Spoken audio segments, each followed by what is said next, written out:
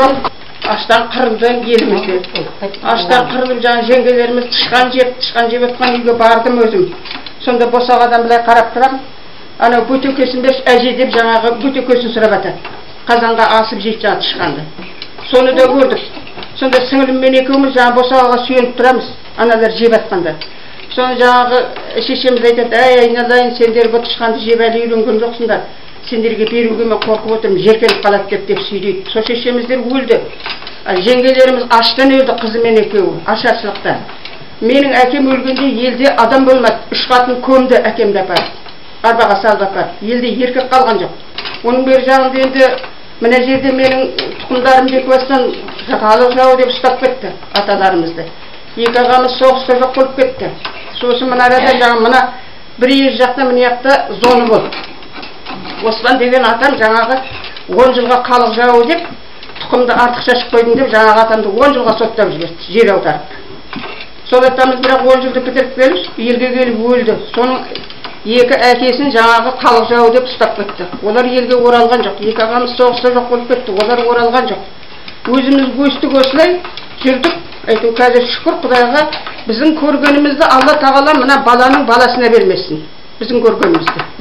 Біз не көрмедік? Көрмеген қорлығымыз жоқ. Киім жоқ, тамақ жоқ. Сонда жаңа бұламақ ішеміз, бұламақта жетіп болған күні болады, болмаған күні жоқ.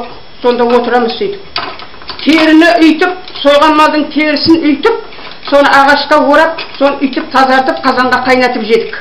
Сол күндер өтті біздің басымыздан. Ол жасыратын ештеңе жоқ. О заманды Құдай мына баламның баласына мына отырған жастарға бермесін Алла тағала. Өзіңгі ұшырамаңдар шырақтарым.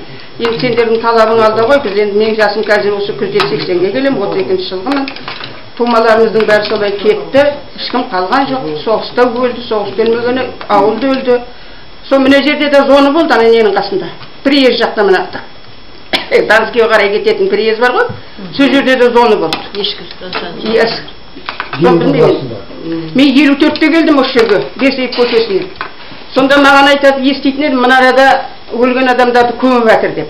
Көне паркі болды, көне паркіде жаңа менің күйеуімнің ағасы істеп, шағып қайнағамыз. Сонда айтатын еді, осы жерде өлген адамдардың бәрін көміп жатыр деп жаңағы, мола бар деп.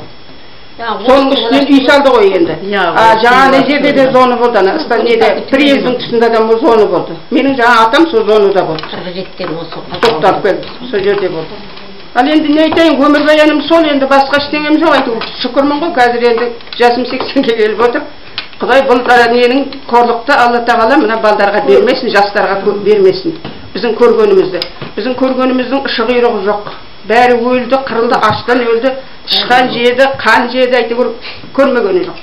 Біздер жаңағы ал өліп бара жатқасын жуа теріп жейтін едік. Біздің елде мына Амангелді деген жерде болдым мен. Қарағарғаның жұмыртқасын теріп. Қарғаның жұмыртқасын теріп жейміз, жалаң аяқ, жалаң бас. Жуа теріп жейміз жаңа. Жуан үйге келіп, ағыратқа қайнатып, ашуын кетіріп, соны жейтін едік. Өзегімізді өртеп барады, аш жуан қалай жейміз, қашанғы жейміз. Бұндай даража жоқ ол уақытта. Қазір мынанда тап жуындыға салып жібереміз, мынау ескіріп кетті деп. Ол түсімізге де кірген жоқ, өңіміз түгел.